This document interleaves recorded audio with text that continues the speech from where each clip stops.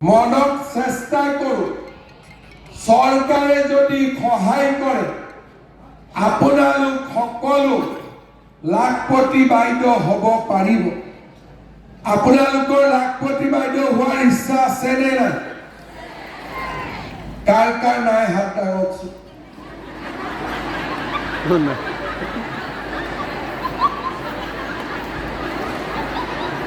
কাৰ কাৰ আছে হাত দাঙক এইবাৰ। বঢ়িয়া।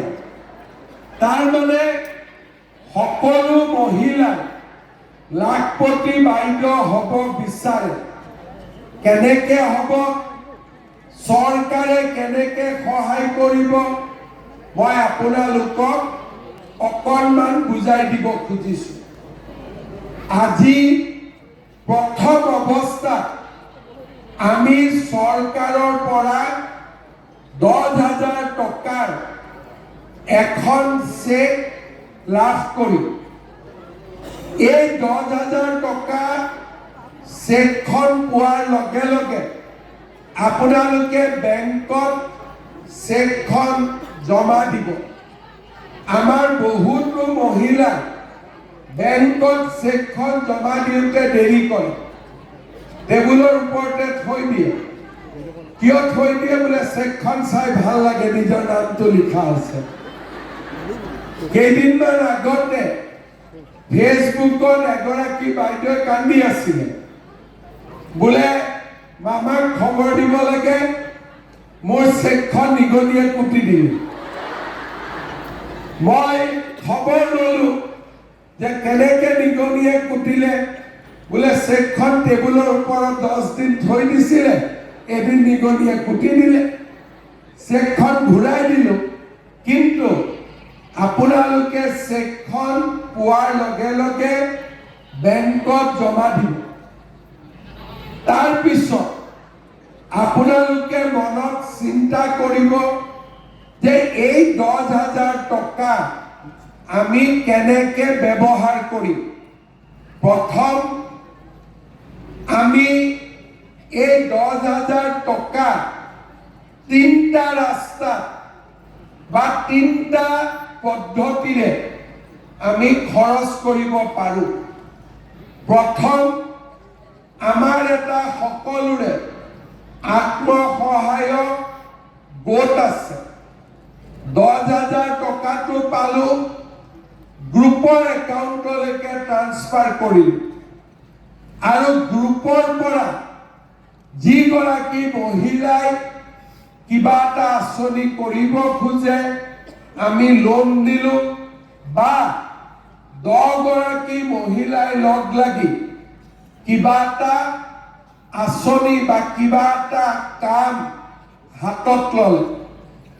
কিছুমান মহিলাই ভাবিব যে আমি গ্ৰুপত নিদিওঁ। ঠিক আছে, আমি গ্ৰুপত নিদিওঁ।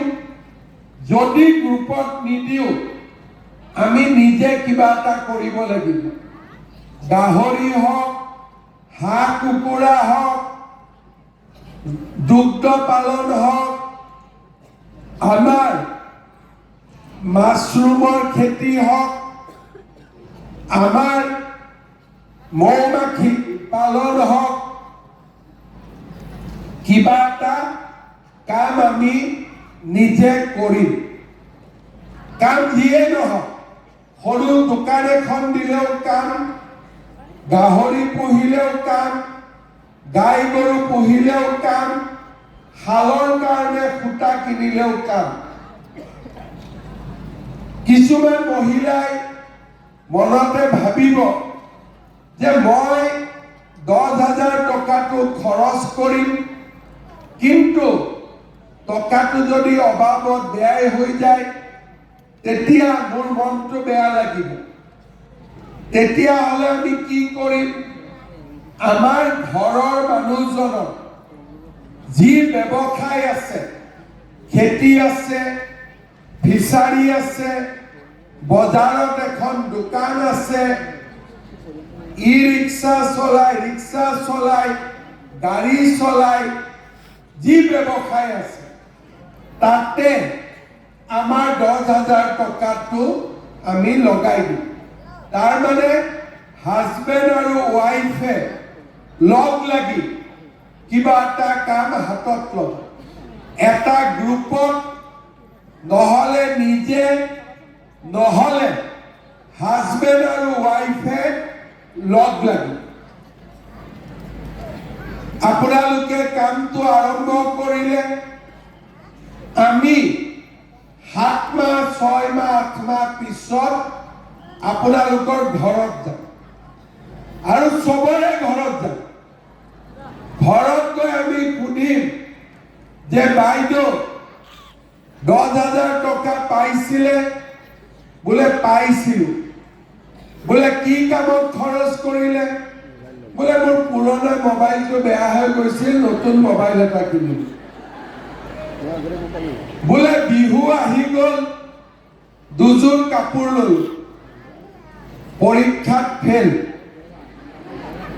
ঠিক আছে পৰীক্ষাত আমি ফেল কৰি গ'লো তাৰমানে আমি আৰু লাখপতি বাইদেউ হ'ব নোৱাৰো আন এগৰাকী মহিলাৰ ঘৰত গ'লো বাইদেউ টকাটো কি কৰিলে বোলে আমি 10 জনী মহিলা লগ লাগি গ্ৰুপৰ জৰিয়তে আমি কাম কৰি আছো পৰীক্ষাত পাছ আৰু এগৰাকী বাইদেউ তাত গ'লো বাইদেউ পইচাটো কি কৰিলে বোলে মই গাহৰি পালন কৰি আছো ছাগলী পালন কৰি আছো হাল আৰু খুঁটা দি কাপোৰ বৈছো পৰীক্ষাত পাছ তাৰ পিছত আৰু এগৰাকী মহিলাৰ তাত গ'লো যে বাইদেউ টকাটো কি কৰিলে বোলে বজাৰত মোৰ হাজবেণ্ডৰ এখন দোকান আছিলে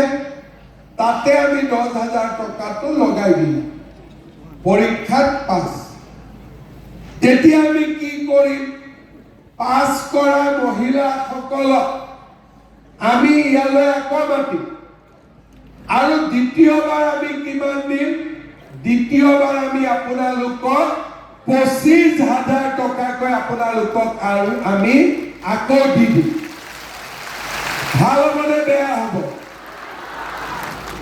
একদম মনৰ পৰা কওকচোন ভাল হ'বনে বেয়া হ'ব ভাল হ'ব এতিয়া 10,000 লোৱাৰ পিছত কোনে কোনে 25,000 ল'ব পাৰিব হাত দাঙকচোন সবে পাৰিব আচ্ছা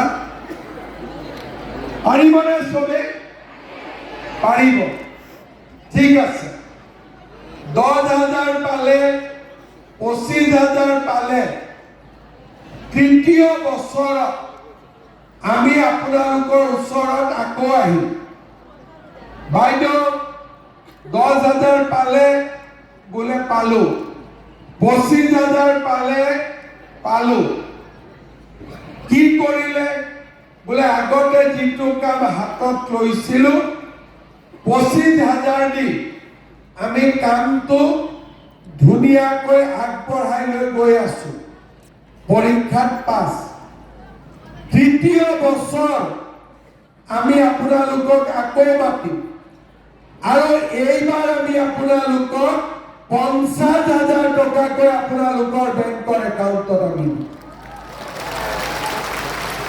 ভাল হ'বনে বেয়া হ'ব পাক্কা ভাল হ'ব লাখপতি বাইদেউ হ'ব পাৰিবনে নাই এইখিনি সুবিধা পোৱাৰ পিছত পাৰিব ঠিক আছে এতিয়া মোক এটা কথা কওক